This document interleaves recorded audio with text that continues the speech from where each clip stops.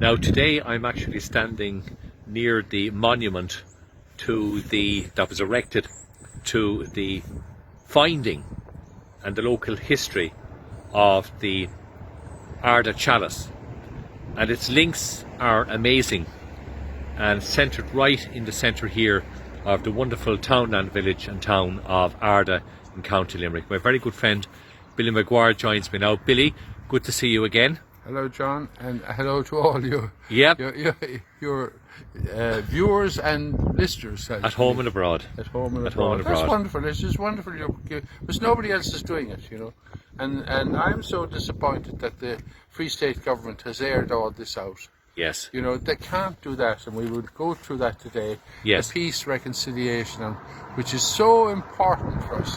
Correct. For the last 100 years, we've had mayhem, we've had brutality, savagery, propaganda, lies and deception. We don't want any more of that. No.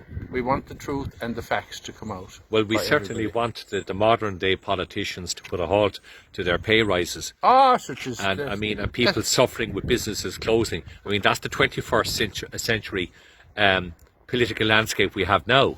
We'll talk about that in a minute. But now, let's go here. Yeah, just right. Explain what's here. Here, that's very important. The Ardagh Chalice. Yes. Because the Sam Maguire Trophy, as you know, what we talk about the Sam Maguire, and as you know, he was the secretary of the IRB. Yes. And he was my granddad secretary in Vaughan's Hotel, and he was the chief intelligence officer of the IRB. Got all that intelligence. Yes. He was at Church of Ireland, and he went into the post office in London, and his desk, all the intelligence of the Crown Forces and the Royal Navy went to his desk, and he brought that intelligence every Saturday to Vaughan's Hotel, to the Supreme Council of the IRB in Vaughan's Hotel. My goodness. So they had all that information all the time. And then when the Britain called the 1918, this is the conflict between Ireland and Britain. Yes. And still is.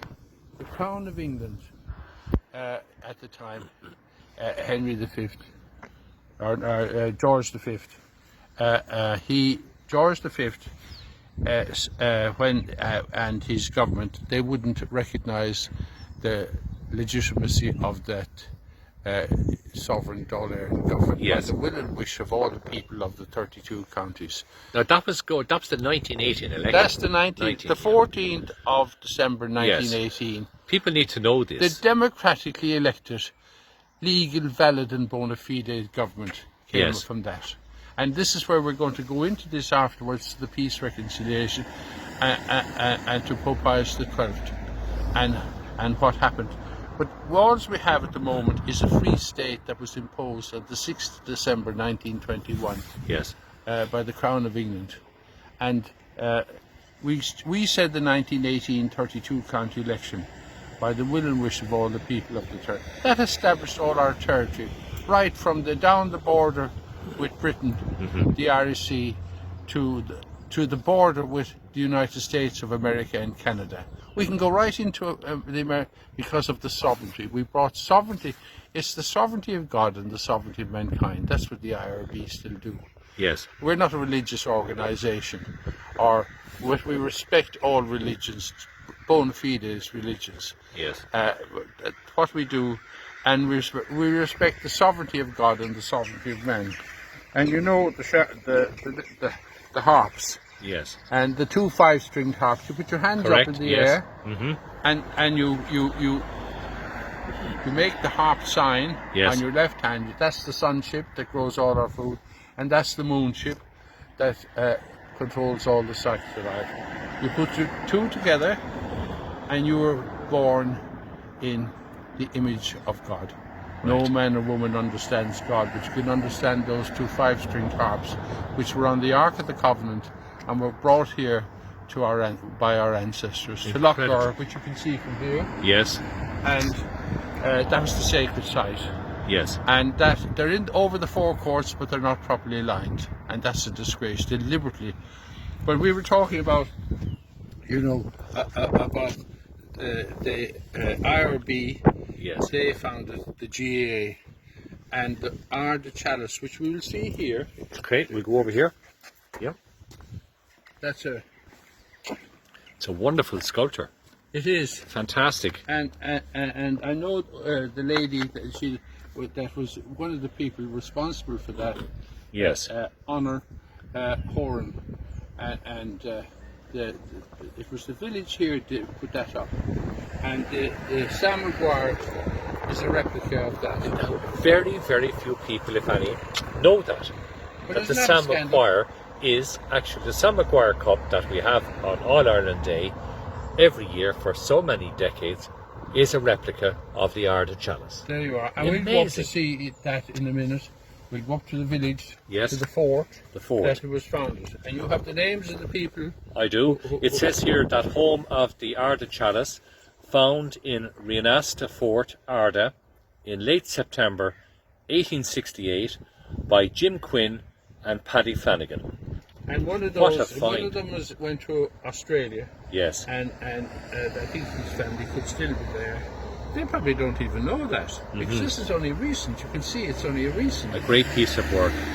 You know. And actually, the committee here we in just Ardagh. go over here for 1 minute, because just to explain to people as well that the lands were owned by St Mary's Convent, Limerick, and the tenant at the time was a Mrs Mary Quinn, and she received £50 from Bishop Butler, the Catholic Bishop of Limerick.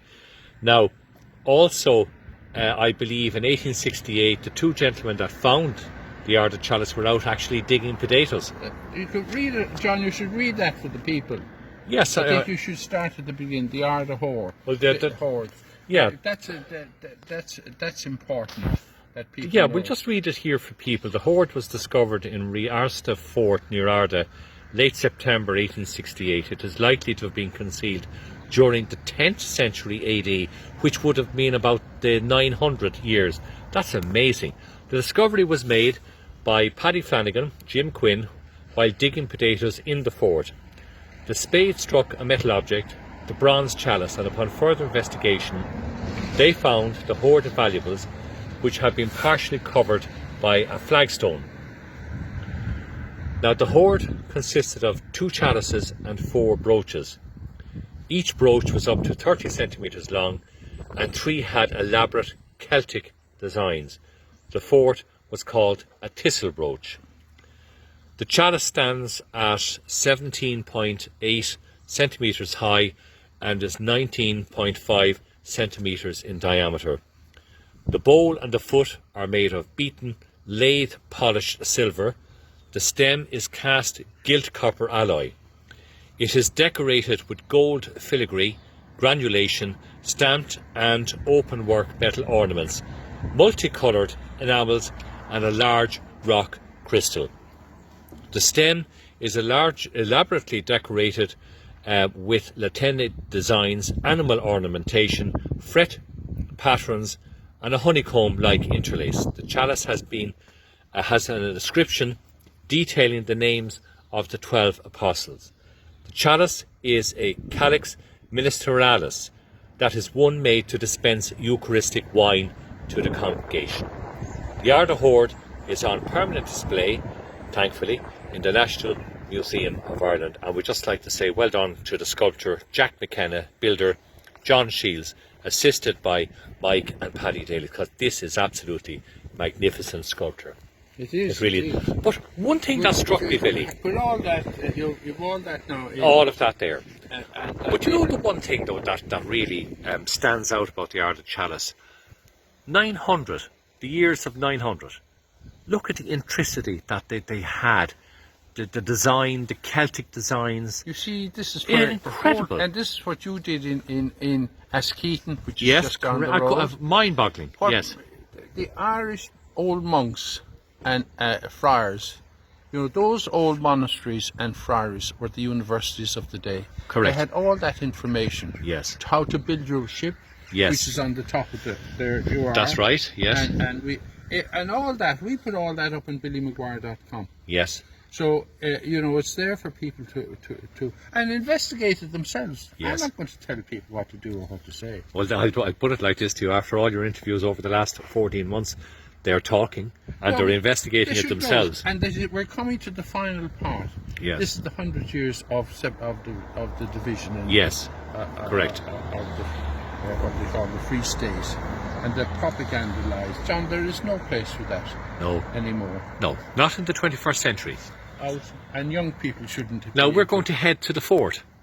I think we should go in there. Should we go in there first and talk about what we're talking? Will you hear my confession? Back with you with part two very shortly. We can't do it out here.